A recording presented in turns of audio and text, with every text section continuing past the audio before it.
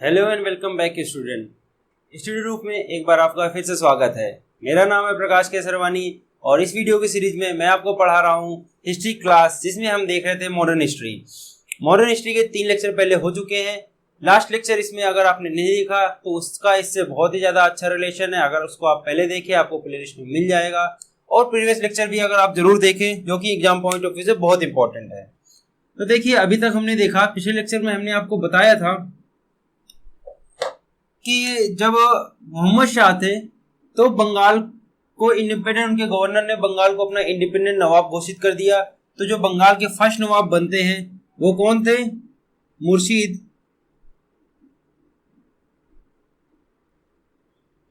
Quli Khan.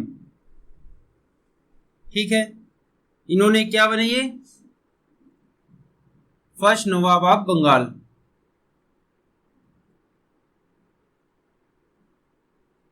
First नवाब कहाँ के? बंगाल के। इसके बाद बनते हैं अलीवर्दी खान।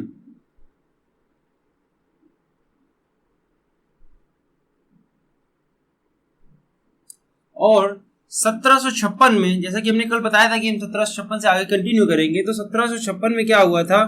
इनकी मृत्यु हो जाती है।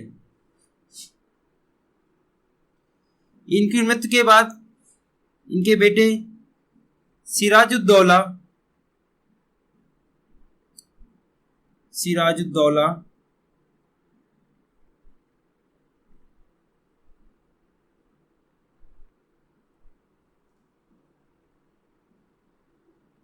गद्दी पर बैठते हैं। कब बैठते हैं? 1756 पर।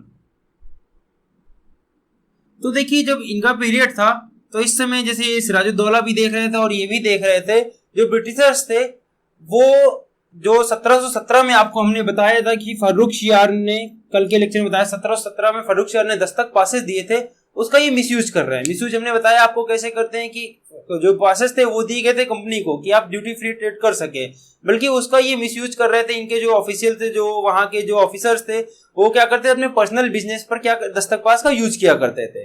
तो इसका मिसयूज कर रहे थे, ये देख रहे थे अलीवर्दी खान के टाइम पीरियड पर। और क्या कर रहे थे? फोर्टिफिकेशन कर रहे थे। फोर्टिफिकेशन मतलब होता है किलेदारी। किलेदारी में क्या होता है कि वो अपना, जैसे कि कल हमने बताया था कि फोर्ट विलियम की स्थापना हुई 1700 में। 1700 में फोर्ट विलियम बना। अच्छा, एक क्वेश्चन यहां पर आपको और बता देते हैं, कल मिस हो गया था। फोर्ट विलियम की स्थापना होती है 1700 में, जिसको ये क्या कहते हैं? ब्रिटिश की कैपिटल बनाते हैं इंडिया में। फर्स्ट कैपिटल थी, हमने कल बताया था। इसके पहले एक क्वेश्चन और है, 1690 पे सुतनुती ये फैक्ट्री है बंगाल पे। ये फैक्ट्री है कहां पर है? बंगाल में, सुतनुती। इसके पहले यहां पर सतनुती फैक्ट्री की स्थापना की थी। कब? 1690 में। एक्चुअली कई बार आ जाता है सतनुती फैक्ट्री की स्थापना कब हुई या किस नंबर पे आता है, तो आप इसको, ये सतनुती नाम लेना कल हम भूल गए थे, मिस हो गया था, तो इसको याद करिए। 1690 में सतनुती फैक्ट्री, इसको आप अगर नोट्स बना रहे तो वहां पर एक लाइन मेंशन कर लीजिए। उसके बाद 1700 में फोर्ट विलियम की स्थापना हुई, जिसको इन्होंने ब्रिटिश की पहली कैपिटल बनाई। तो हाँ, तो हम क्या बता रहे हैं? 1700 में इन्होंने फोर्ट विलियम बना दिया और यहाँ पर किलेदारी शुरू कर दी। ये देख रहे थे सिराजुद्दौला और अलीवर्दी खान कि किलेदारी कर रहे हैं, वहां पर अपनी सेनाएं स्टैब्लिश कर रहे हैं, तो ये इनको पसंद नहीं था। तो इन्होंने आदेश दिया, जब ये 1756 में राजा बनते हैं, वहां के नवाब बनते हैं, तो इन्होंने आदेश दिया कि भाई आप किलेदारी बंद करें। तो उस समय 2 लोग किलेदारी कर रहे थे, एक था फ्रांस, दूसरे थे ब्रिटिश। फ्रांस की बात करते तो ये चंदन नगर के आसपास किलेदारी कर रहे थे। चंदन नगर का जो एरिया था उसमें फ्रांस बिजनेस करता था और वहां पर ही किलेदारी कर रहे थे। और जो ये थे, ये फोर्ट विलियम, जैसे कलकत्ता की बात करें कि एक कलकत्ता में थे ब्रिटिश। ठीक है, तो ये कलकत्ता में फोर्टिफिकेशन कर रहे थे, किलेदारी कर रहे हैं। नवाब ने मना किया कि आप इसको ना करें। दूसरा क्या कर रहे थे? दस्तक पास का मिसयूज कर रहे थे। दस्तक पास का क्या कर रहे हैं? मिसयूज कर रहे हैं। ये सिराजुद्दौला को पसंद नहीं आया। भाई उनके बेटे हैं, जो नया खून आपको पता है थोड़ा ज्यादा एनर्जेटिक, वो एक्शन जरूर लेगा। जैसे कि वो तो ओल्ड हो गए थे तो वो एक्शन नहीं लेते, लेकिन उन्होंने एक्शन लिया। उन्होंने मना किया कि आप किलेदारी बंद करें, तो फ्रांस मान गए।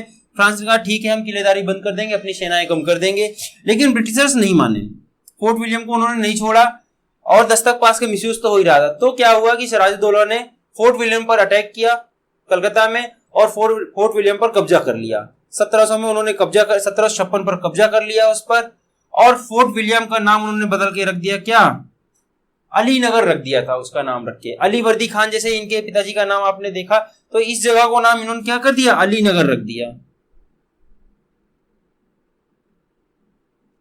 अपने पिताजी के नाम पर अली नगर इसी का नाम रख दिया फोर्ट विलियम को। तो इस पर कब्जा कर लिया। ये बात पता चलती है उस समय के जो तत्कालीन कर्नल थे मद्रास पर थे, उस समय बंगाल पे नहीं थे, तो इनको पता चलती है और वो मद्रास में जो फाइट लड़ाई हो रही थी और वहां से हटकर आते हैं बंगाल। तो यहां पर अब देखते हैं क्या क्या इंसिडेंट होते हैं बंगाल पे। यहां तक आपको समझ में आ गया होगा। चलिए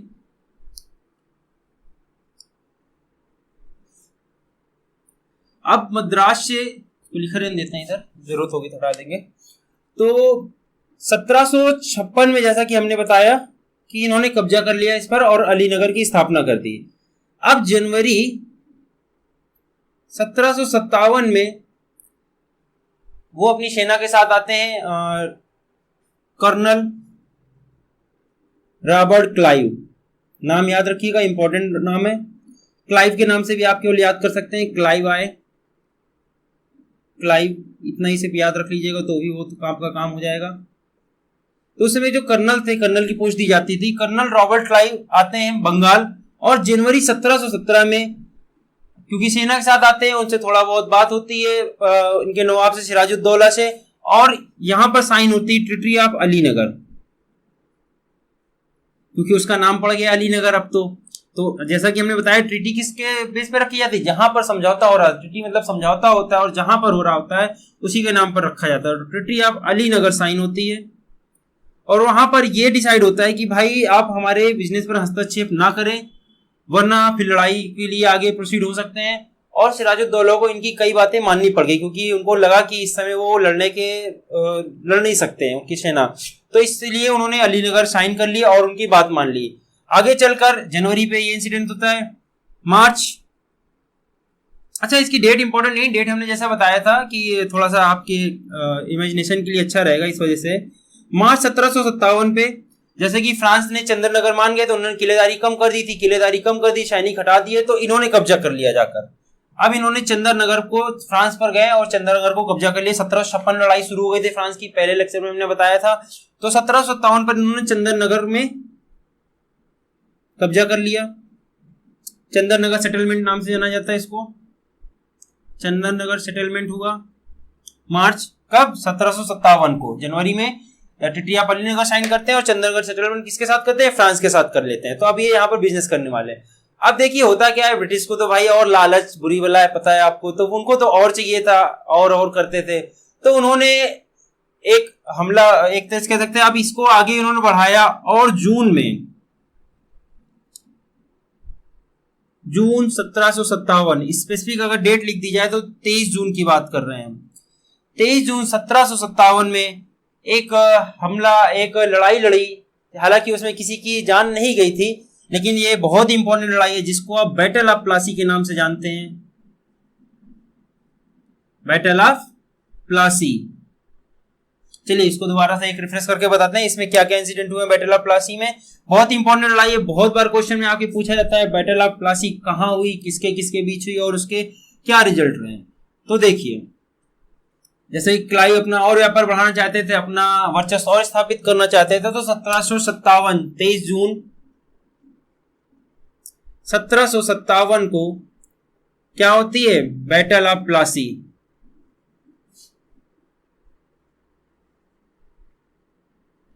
प्लासी वहीं कलकत्ता में हुगली नदी के किनारे पड़ता है। इंपॉर्टेंट क्वेश्चन है, कई बार आ जाता है, हुगली नदी किस नदी के किनारे स्थित है, प्लासी। हुगली नदी के किनारे प्लासी है, वहां पर लड़ाई होती है किसके किसके बीच, क्लाइव होते हैं ब्रिटिश की तरफ से, क्लाइव, और इधर से कौन होते हैं, सिराजुद्दौला।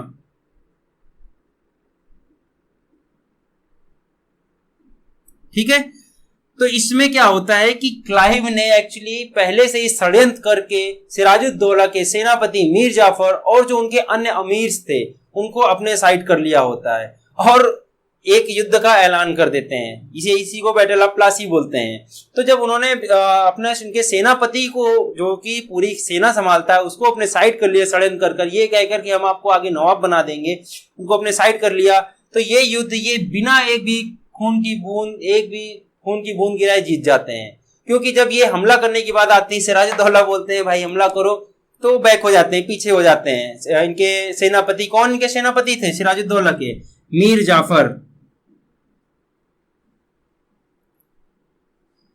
जाफर बैक कर लेते हैं और लड़ाई नहीं लड़ते हैं। तो सिराजुद्दौला जान जाते हैं कि कुछ तो गड़बड़ है, यहाँ पर धोखा हुआ उनके साथ, और ये हार जाते हैं और वहां से ये भाग जाते हैं। जब ये भागते हैं, आगे चलकर इनको मीर जाफर के बेटे मीरन ने छेक लिया।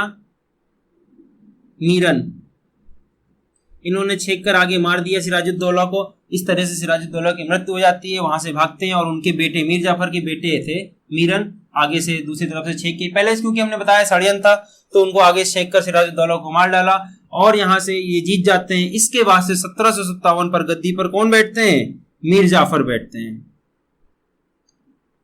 जिनके सेनापति गद्दी पर बैठते क्या है एक्चुअली। अब आप ये समझ सकते हैं कि ब्रिटिश ये लड़ाई जीता है, तो ब्रिटिश इनको बैठा रहा है, ब्रिटिश ने इनको सौंपी है गद्दी। तो ये ब्रिटिश के अंडर काम कर रहे होते हैं 1757 से लेकर 1760 तक। अच्छा, आपको बताते हैं केवल 3 साल क्यों थे भाई? ये अगर धोखेबाज है तो इनके साथ भी धोखा होगा, बनी बात है।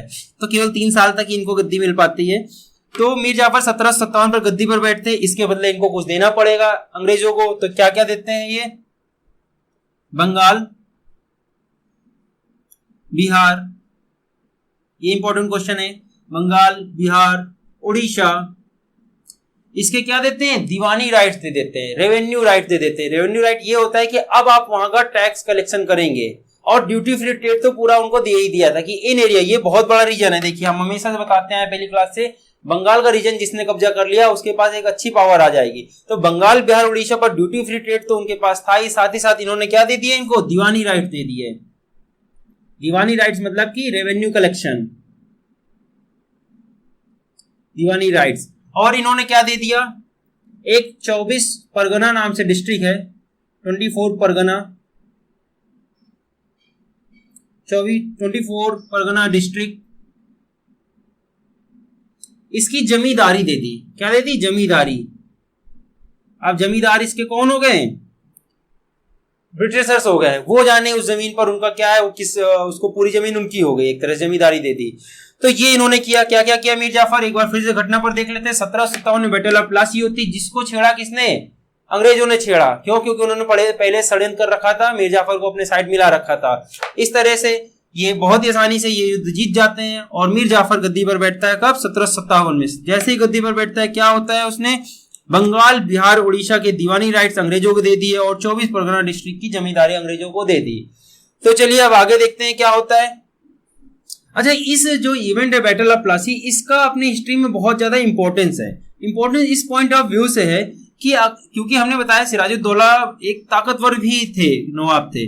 तो अगर इस समय इनको धोखा न मिलता और ये फाइट जीत जाते, अंग्रेज हार जाते, तो शायद अभी भी बहुत समय लगता अंग्रेजों को भारत में आने में, भारत में कब्जा करने में। जैसे 1707 तक तो कब्जा कर ही नहीं पा रहे थे, मुगल्स की इतनी पावर थी 1707 तक, औरंगजेब तब तक थे। उसके बाद लेकिन जब 1757 में भी सिराजुद्दौला अच्छे एक नवाब थे, लेकिन ये धोखे से हार गए। अगर ये हारे ना होते, शायद अभी और आगे तक ये अंग्रेज भारत पे अपना वर्चस्व स्थापित नहीं कर पाते, और हो सकता है कि शायद ये भारत को कब्जा ही न कर पाते, जैसा कि हम इनके गुलाम थे थोड़े समय तक, तो भारत पर आ ही ना पाते। तो ये इसके एक बहुत ही ज्यादा इंपॉर्टेंस पॉइंट है, इस लड़ाई का बहुत ज्यादा इंपॉर्टेंस है। इसके बाद बैटल ऑफ बक्सर का भी इंपॉर्टेंस है, उसमें तो लड़के हार गए थे भारतीय, तो उसका एक अलग इंपॉर्टेंस है। ये बिना लड़े हारे थे।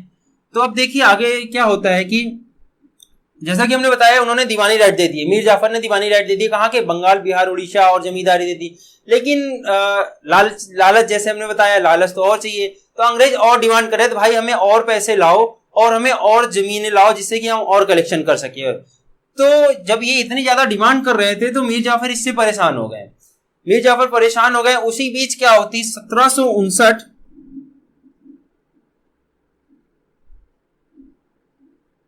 और 60 के बीच हो रही होती है बैटल ऑफ बेदरा,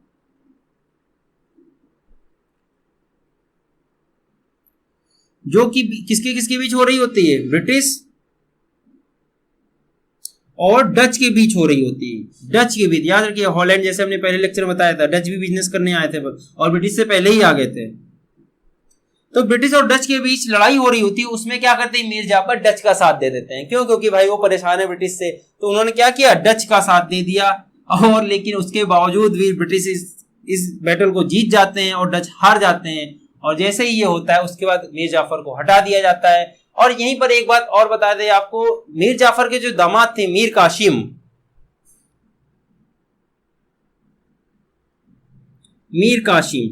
इन्होंने अंग्रेजों को लालच दे दिया था पहले से कि अगर आप उनकी जगह हमें गद्दी पर बैठाते हो तो हम आपको और ज्यादा जगह देंगे और जगह की दीवानी राइट्स आपको देंगे। तो यहाँ पर एक तरह से देखा जाए तो मीर जाफर के साथ षड्यंत्र हो गया और मीर कासिम ने गद्दी हासिल कर ली। तो 1757 से लेकर 1760 तक कौन गद्दी पर था, मीर जाफर था। और उसके बाद क्योंकि इन्होंने डच को साथ दिया, ब्रिटिश साथ धोखा किया, इस वजह से दूसरा मीर कासिम ने लालच भी दिया था कि हम आपको और ज्यादा दीवानी राइट देंगे। तो अब अगली बार गद्दी में कौन बैठता है, मीर कासिम बैठता है। चलिए उसके बारे में जानते हैं। मीर कासिम कौन था, इसके दामाद थे मीर जाफर के। तो 1760 से 1763 या यूं कहें 1763 तक ऑफिशियली था। उसके बाद भाग गए थे, एक साल तक लड़ाइयां थोड़ी बहुत हुई थी। तो 1764 तक आप कह सकते हैं 4 साल तक जो नवाब थे वो कौन थे, मीर कासिम थे।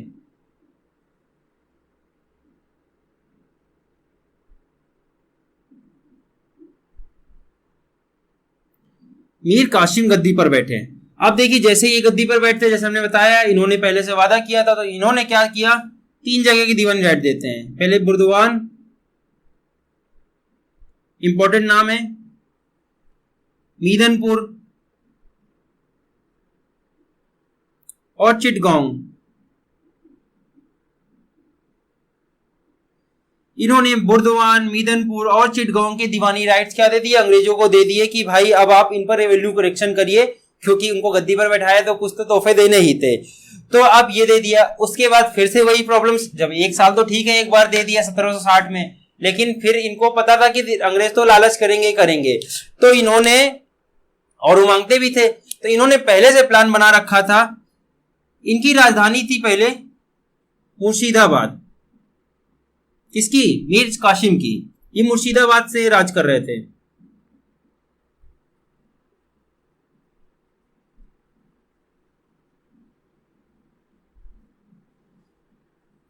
मुर्शिदाबाद इनकी राजधानी थी और उन्होंने अपनी राजधानी कहां शिफ्ट कर दी, मुर्शिदाबाद टू मुंगेर।